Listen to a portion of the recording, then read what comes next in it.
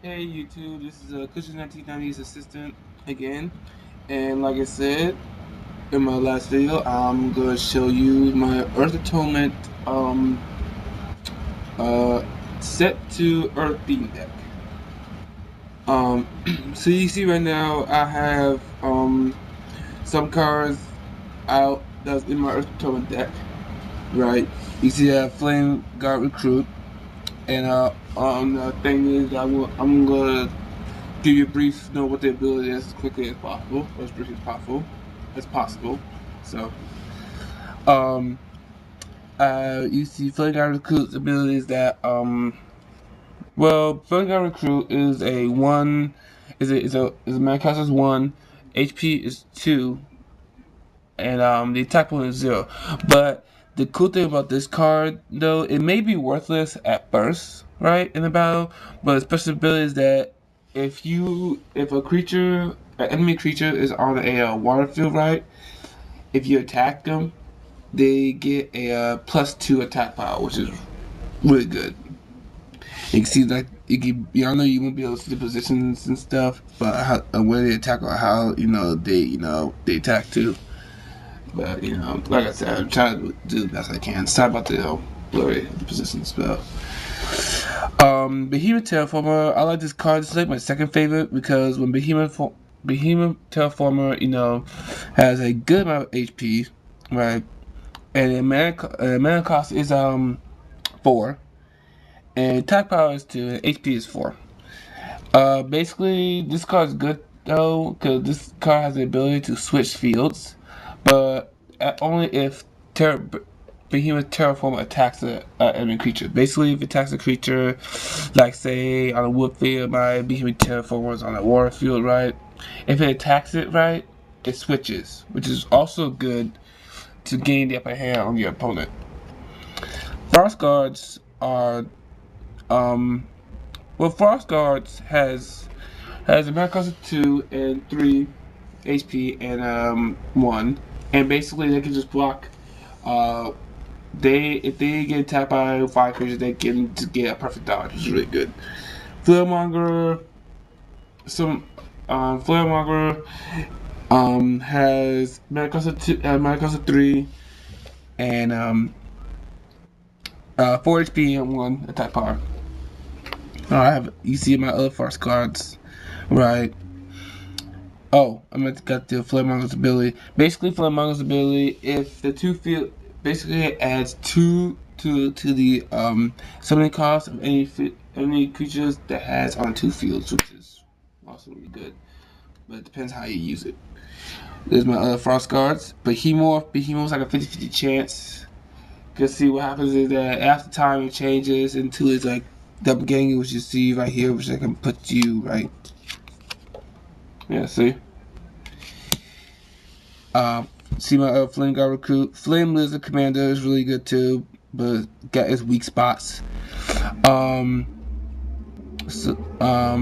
cost of 4, attack power is 3, and its health points is 4, which is really good.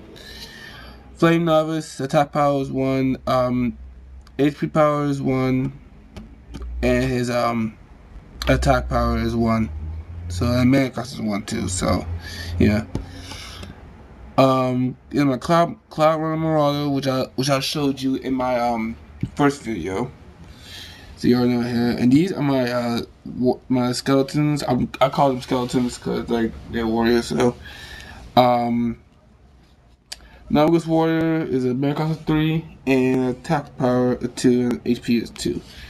Now the skeleton mana cost is 1, attack power is 1, and HP is 1. So these are my first path. Let me show you the other ones. I'm gonna try to show you like most of them best I can, so I can be able to upload this if I can. You can see my dwarf snipers. They're really good too in battle. Basically, the dwarf snipers have the ability to like negate the dodge attempts of enemy creatures. Vezor swordmen, I call them as cheap. They call it I call it as cheap shots because they have attack power 2, even though the mana cost is a 1 and HP is 1. Oh, I meant to tell you about Dwarf Sniper's mana cost. The Dwarf Sniper's mana cost is 2. You see I have my other Relentless Skeleton. Right. These are my spell cards. I already told you about Illusion Field Bond. These command basically the mana cost of 3. And what it does is just when you put it on your allied creature, you can just it will just have them attack for free without you paying their attack cost. The attack activation cost. So which is, good. Primary Coast Beast is like has a 0 mana cost, and what this does, he has to discard a creature to gain 2 mana, which is also good. Fishes of Gogi. It has a mana cost of 2. And basically, with this card, it can flip a any field or field quick as in the term said in the game.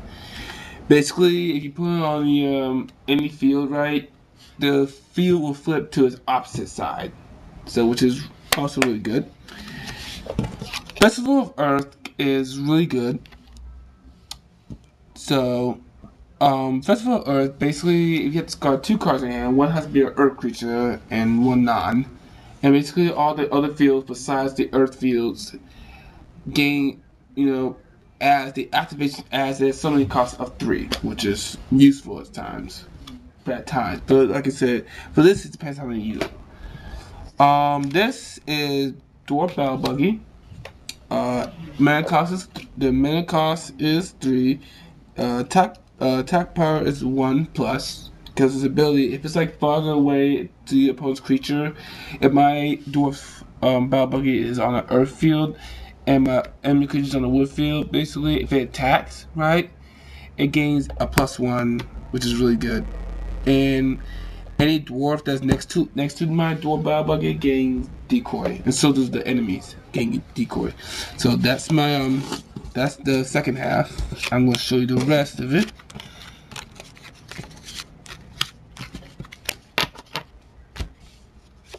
And these are the rest of the cards. This is my Vezar Swordsman. Battery Ram is good. If it attacks a base creature like say Holland Fortress, it gains +3 attack power, which is pretty much good. And any monster, any allied creature that's next to him gains +1 +1 protection. Naviga's Simba is like a resourceful kind of card. It's a good, decent 5 HP with a amazing with a bunch of mana cost of 5. It has no attack, but basically but it also helps out all the allied creatures. If it's on a earth field, right?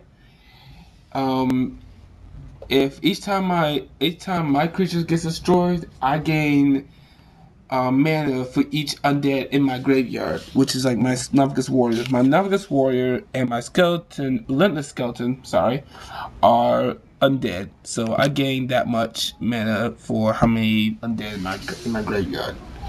And you see my other Dwarf Battle Buggy right here.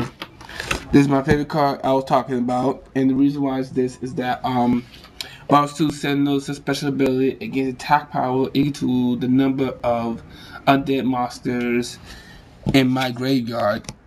And see, it has 3 positions, right? If it's on a non-earth field, it has to use the secondary attack, which targets all monsters that's next to him. And this is a normal attack right here, which is on an earth field. Now, if I destroy an allied creature, right? Not allied creature, but an enemy creature, they lose. I mean, if I destroy an enemy creature with this card, with Bounce 2 Sentinel, I gain a earth card back, like this, not ultra rare, from my graveyard and add it to my hand. So, you already know about Navigus Warrior.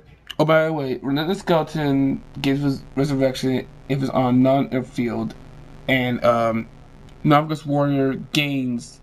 It's already had resurrection. If it dies, you already just resurrect them. And to do that, if you have a same card in your hand like Navigus Warrior, right? Put that same card where that spot is that it died and come back. It's good. So that's my deck. Again, please give advice on how to amp up this deck. Like I said, I appreciate you guys. So, Kucha 1990's assistant, signing out.